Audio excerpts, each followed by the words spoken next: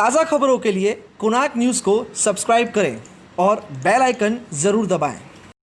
कोणार्क, अपना शहर अपनी बातें। किस प्रकार से जो है डंपिंग के इशू को लेके जो है टीओके के द्वारा कार्य किया जा रहा है। सबसे पहला सवाल ये रहेगा कि इतने समय से वहाँ पे डंपिंग का मुद्दा रहा, किसी भी तरीके के प्रयास नहीं हुए, उसे बंद नहीं किया गया और अब महामारी चल रही है, तो इस समय प्रशासन क्या इन चीज़ों को, मांगों को पूरी कर पाएगी? क्योंकि पेंडेमिक चल रहा है, यानी महामारी चल रही है, तो डंप किसी और जगह पे करना या किसी और शहर में करना या फिर उस डंपिंग ग्राउंड को बंद कर देना, किस तरीके से सोचते हैं, किस तरीके से काम होगा? देखिए, वहाँ पे हमारे स्थानिक नगर सेवक और कई सामाजिक कार्यकर्ताओं और व्यापारियों के माध्यम से वहाँ पे भूख हड़ताल और मोर्चे और कई निवेदन दिए गए हैं वहाँ पे, लेकिन महानगर पालिका के आयुक्त उस समय में जब सुधाकर देशमुख जी थे, उन्होंने हमेशा आश्वासन दिया और लास्ट टाइम जब हमने 6 महीने पहले हमने 1-to-1 बात की और पत्र व्यवहार किया था, तो उन्होंने हमसे बोला था कि मीडिया के और पेपर में आप लोग इस तरह की अफवाह हाल फिलहाल कुछ विषय ना डालो, क्योंकि हमें प्राय जगह मिल चुकी है और आप लोग अगर कोई विषय लोगे तो हमको जगह पे कुछ समस्या आ सकती है। तो हमने उनकी बात को समझा। उसके बाद ये कोरोना महामारी आ गई। अभी वहाँ पे ऐसा विषय है कि लोग शहर के अंदर कोरोना से एक बाजू जूझ रहे हैं और वहाँ के सराउंडिंग एरिया के लोग वहाँ की दुर्गंध और बदबू से डेंगू मलेरिया इतनी भयंकर प्रमाण से वहाँ पे फैल रहा है, वातावरण खराब हो चुका है, वहाँ पे लोग त्रस्त हो चुके। और फिर कल एक डेलीगेशन वहाँ का हमारे ऑफिस में आया, हमसे बहुत मतलब एक युवक की मौत हो गई, उनके पेरेंट्स लोग आए और वहाँ के स्थानिक लोग आए कंप्लेंट लेके। तो हम वहाँ पे गए, वहाँ पे विजिट किया तो देखा वाकई मैं वहाँ पे पहुँचा था, 1 सेकंड रुक नहीं सकते वहाँ पे, ऐसी वहाँ पे परिस्थिति निर्माण हो चुकी है। तो आज इस पत्र के माध्यम से हमने कमिश्नर जी को लिखित में दिया है। उन्होंने आश्वासन दिया है कि हम कुछ ना कुछ करते हैं, लेकिन यही आश्वासन सुनते सुनते शहर भी और वहाँ के रहवासी भी देखते आ रहे हैं कि ये डंप वहाँ से हट नहीं रहा है, ना ही उसके ऊपर कोई तोड़ निकल रहा है। इसलिए हम लोगों ने सोचा है कि हम लोग एक उग्र आंदोलन, रास्ता रोको आंदोलन करेंगे टीम उमी कॉलोनी की तरफ से, फिर देखते हैं क्या होता है इसका रास्ता। इसके पहले भी जो आंदोलन किए गए उस समय में भी सत्ता में टीओके के जो अधिकारी या फिर जो पार्टी से लिंक करते थे वो भी थे, उस समय भी कोई निर्णय नहीं निकल पाया।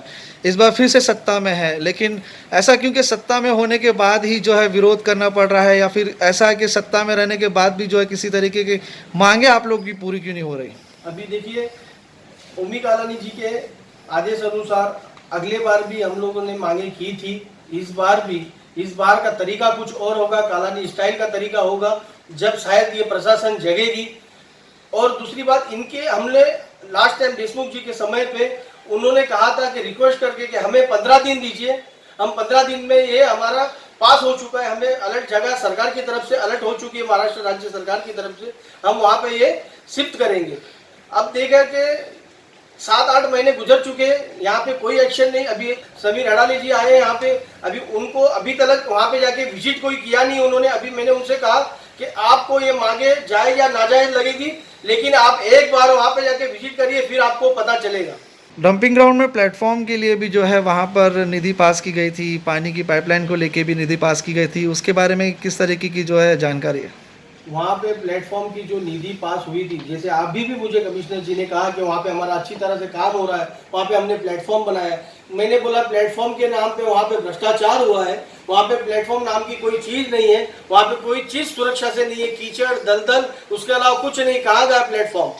मैंने उनको वही बोला कि आप लोग वहाँ पे जाके जरा विजिट करोगे तो आपको पता चलेगा कि किस तरह का भ्रष्टाचार हो रहा है वहाँ पे। तो निधि जो है स्थानिक जो पास की गई थी, स्थानिक नगर सेवकों की उसमें जो है जिम्मेदारी बनती है, तो उसके ऊपर कुछ चर्चा या फिर कोई जानकारी?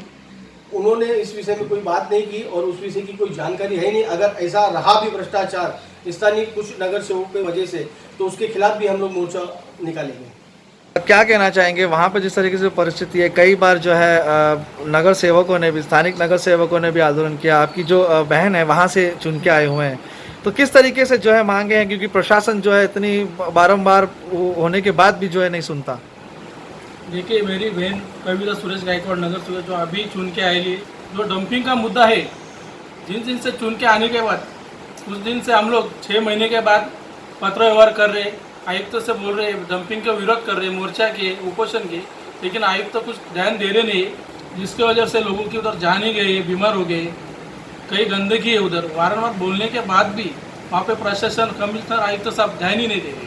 निधियाँ पास होने के बाद भी उनके हम लोग ने जानकारी ली, लेकिन हमारे को कोई उधर की जानकारी नहीं दे रहे। कमिश्नर साहब से एक ही निवेदन है कि इसका कुछ तो हल निकाले। जनता हमारे से प्रश्न पूछती है क्या हुआ इसके बारे में, कुछ तो लोग बीमार गिर रहे। एक तो कोरोना महामारी चलने के बाद मलेरिया या इसके वजह से लोग और बीमार पड़ रहे हैं वहाँ पे, तो उसके वजह से कुछ तो होना चाहिए उधर। कोणार्क, अपना शहर अपनी बातें।